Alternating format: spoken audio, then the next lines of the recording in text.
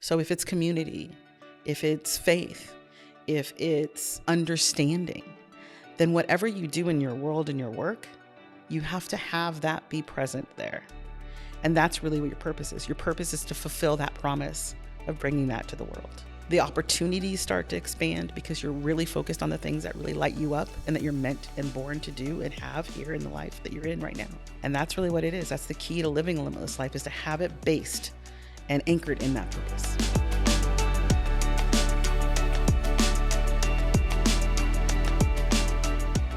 Hello, everybody, and welcome to another episode of the Power in the Pause podcast. How are you doing today? I am Wendy Paige Sterling, your host, and I am really excited for you to be joining me in today's episode because I am here with a longtime friend of mine, Lia Dunlap. Hello, Lia. How are you? Hi, Wendy. I'm so glad to be here. Oh my gosh. I'm so excited that you are on the show today. And we were just saying, I was like, why haven't you been on my podcast before?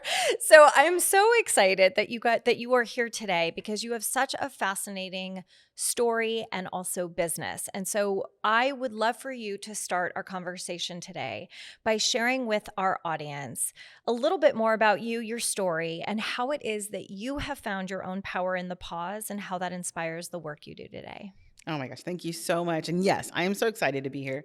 I am Lia Dunlap, like you said. I am also known as the Oracle on Purpose. I have had a long journey of utilizing my intuitive gifts, not only in my own life, but with my clients, to help them to figure out what their life journey is, but also primarily to do it based on their purpose. So thankfully, over the last 30 some years now, I have had the chance to really help people see where they're going, what their vision for their life is, to guide them through that process using my gift as the Oracle so that they can actually live a limitless life of purpose and prosperity. And, when I heard that I was going to get the chance to be on your show, which I'm excited to be here. I thought about that, the idea of like, we talk often in my circles about taking leaps of faith and making big adjustments. And oftentimes it is first, the precedent in that is to proceed with pause, to look around, to be aware of what you're experiencing, to see life as it is. Because oftentimes we run in our stories, we run in our past stories, or we run in what we want to have in the future. So I think the point of pause is really to be present and to hold space for where you are now and what you want to see in the world. So I see that as a very big part of, creating that limitless life, is to know when to pause, to know when to reflect and not to rush into things without looking forward, or to hold yourself back by holding things over your own shoulder. Yeah, so beautifully and perfectly said. And you shared with us last night about this movement that you are creating called the Limitless Life. I'm gonna coin it the Limitless Life, Lia, if you haven't already. But I'd love for you to share a lot more about what that is. Like, what is the embodiment, and what is this movement that you are inspiring your clients and the world to embark upon? Thank you for asking. It is so important to me after all these years working with women. I primarily work with women founders and entrepreneurs, but I've worked with women in all walks of life for all these years. And a lot of what I do is work with goal fulfillment and manifestation and purpose. And what I became aware of was oftentimes people compartmentalize their lives and they feel like they can get forward in one area of their life, but they neglect another area of their life. And I had created a system, which was we call it the holistic calibration chart, where we look at your whole life and where you're off, where you're not really hitting all the marks in your life.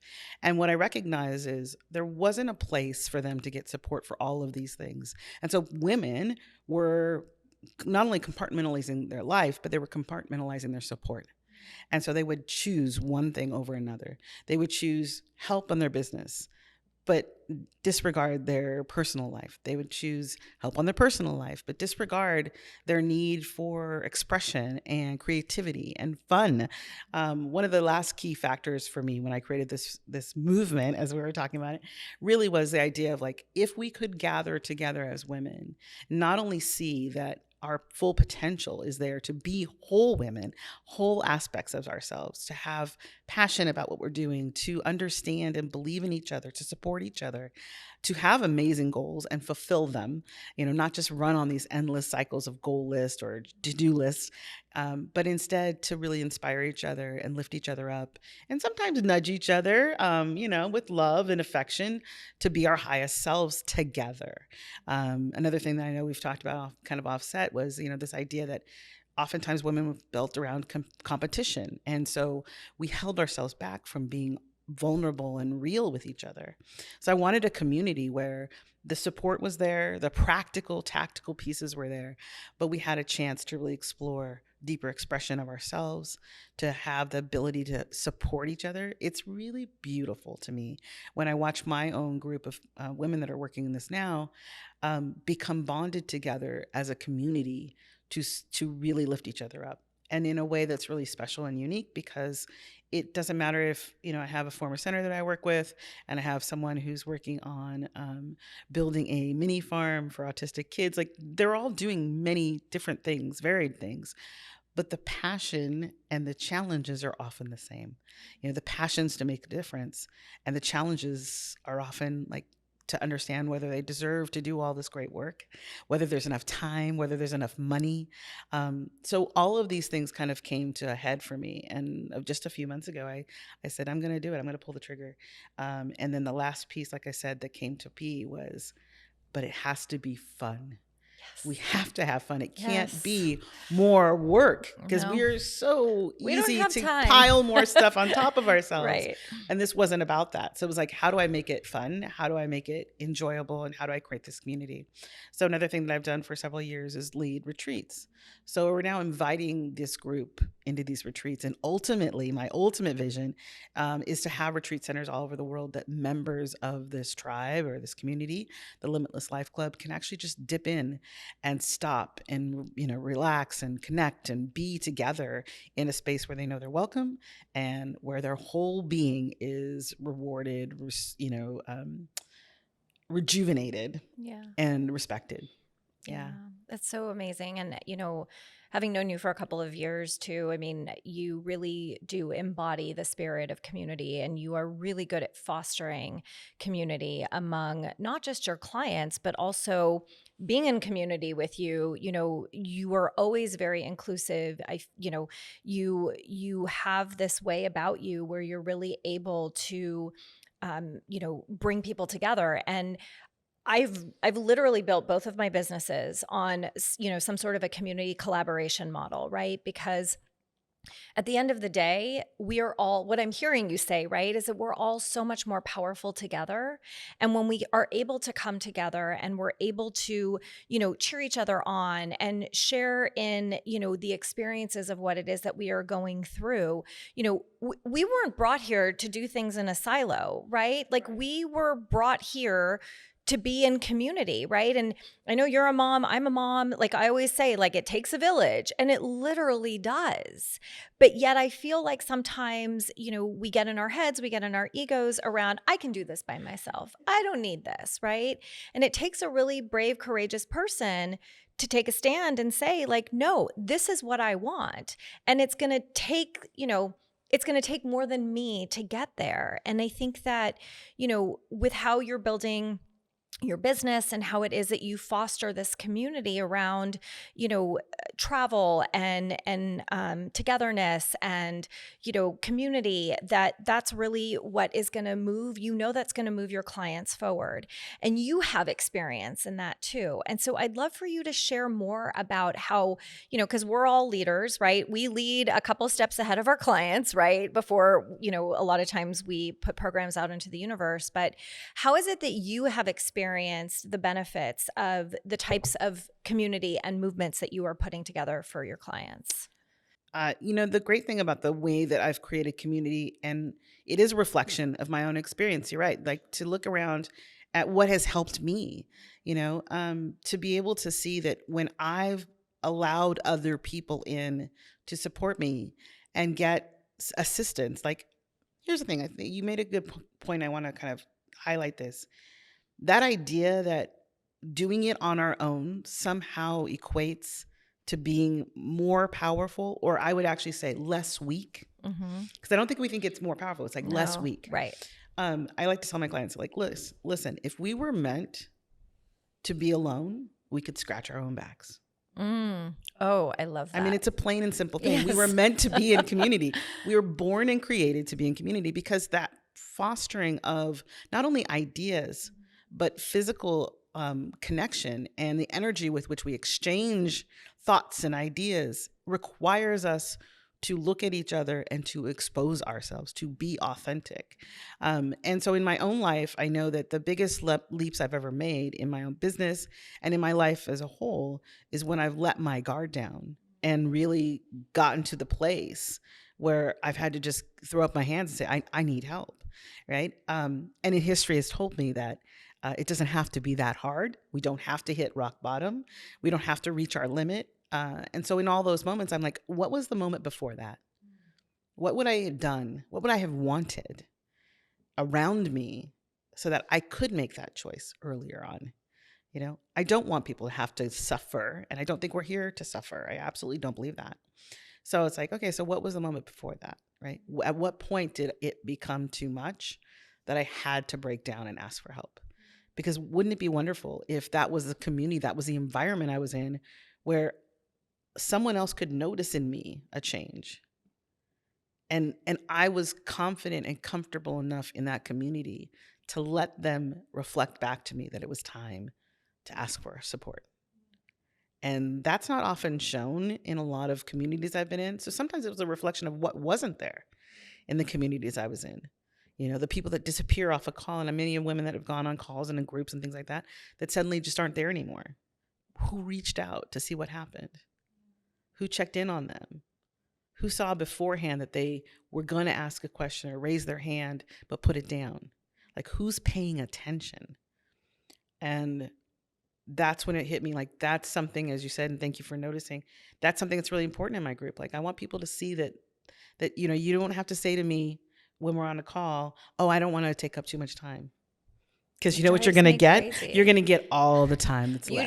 You just got all the time that's left. On the clock. It's like whatever time we have is now yours. Yes. And the funniest thing is, even when I do that, if I do that with someone, what I always know is, like, even in that moment, chances are that person's not going to take up too much time. But that thought pattern, right, is what often kind of creates and breeds a community and a feeling in a community that it's not safe. That it's not safe to break down, that it's not safe to just let your guard down, or even to celebrate, because that's the opposite side of it. So every call I do, we start with celebrations. All of my clients know this. And I've had clients, one VIP client was amazing.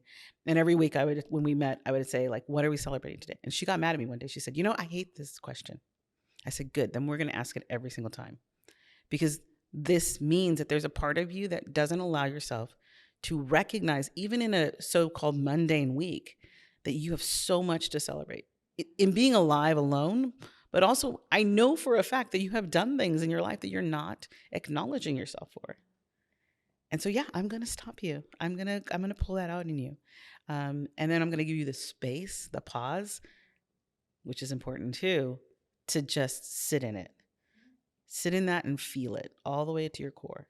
Because that is all about the alignment that we have in our lives to pull in more of that.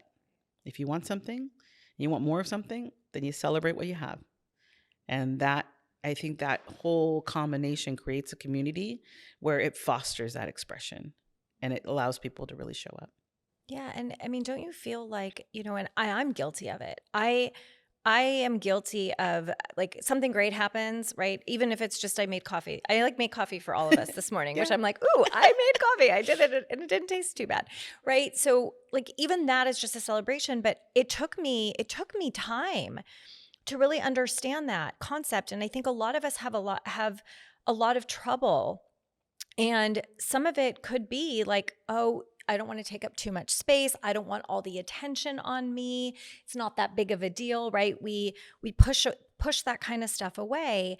And what's coming through for me even right now is that, you know, we're here to celebrate.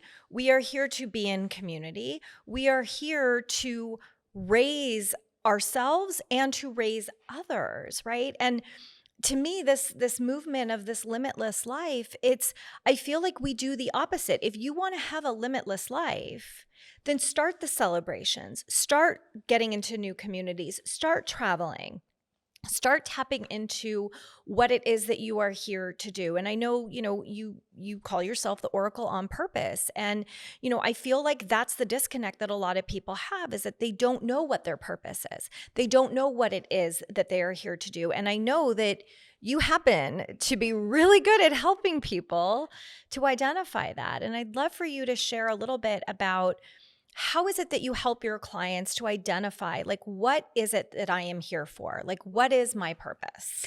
That's a great question. And actually, I can tell you a few quick steps because I love to share Yeah, this with people. please. It's something that I do with all my VIP clients. It's the first thing we ever do. Anybody that works with me, it's an online course that I have and everything, but there's just like 4 steps. So if you're okay, I'll share what they are. I would love it. Thank you. I want it to get out there because my theory is if everyone was on and actively on their purpose, their path to their purpose, like literally world peace. Why? Because when we are happy with ourselves and our own lives, we have no reason to find fault with anyone else. That's a natural course of humanity. And everything else is illusion and delusion. So the more that I can help people understand that, the better. But really, it starts with something simple, which is what I call their core spiritual qualities. To understand, if you sit quietly for a moment, and if you're listening to this, if you sit quietly, number one is to understand what your core spiritual qualities are. What are those values that you think of, whatever your version of spirituality is? What are the core spiritual qualities that you think exist? For some people, it might be love, it might be compassion, it might be truth, it might be, I have clients that are, it's like, it's community, it's presence, it's all these things. So whatever those are, you write them down and check them out. Just really tap into that, take a moment. And the next step is usually the fun step. And the next thing is to look at your actual life, look at your day to day, look at the last few weeks or the last month and say to yourself, what are the roles? What are the things that I do every day on the regular?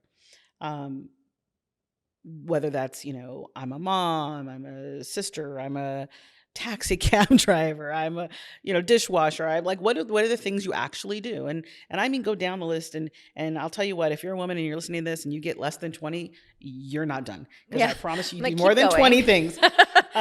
So if you do, and you do that, you just take a few minutes and do as many as you can, at least do 20.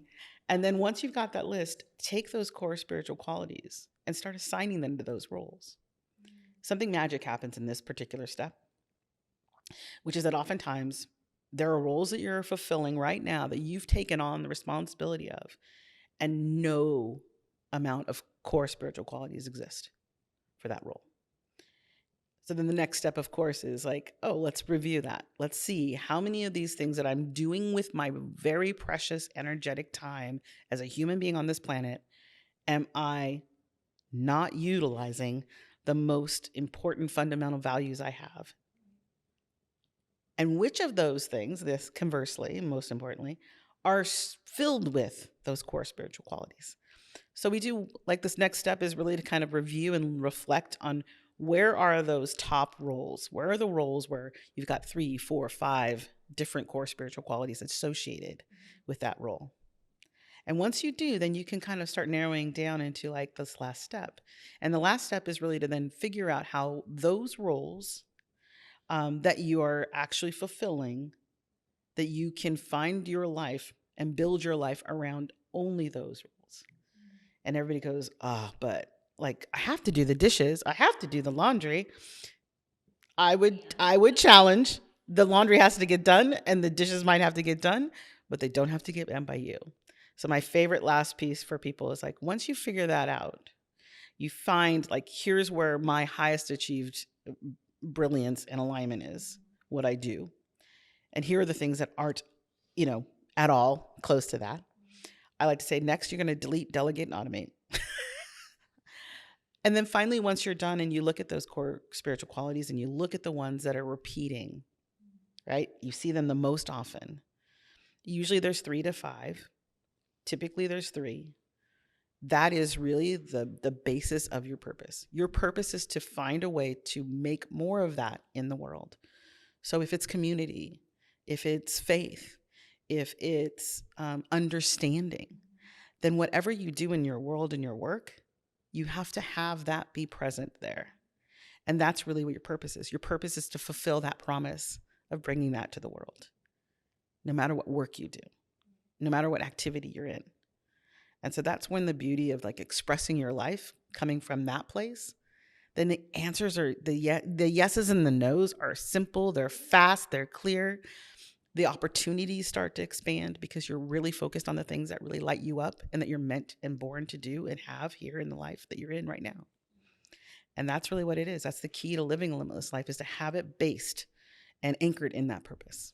I love that. And with that comes so much ease and flow, right? I think that we overcomplicate so many times just our path or how things have to get done. And it gets to be simple and it gets to be limitless.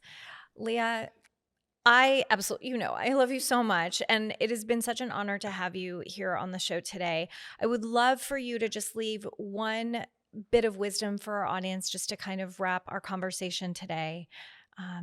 Or maybe even something that, I don't know if your oracle is tapping in, but what is it that you want to leave our audience with today?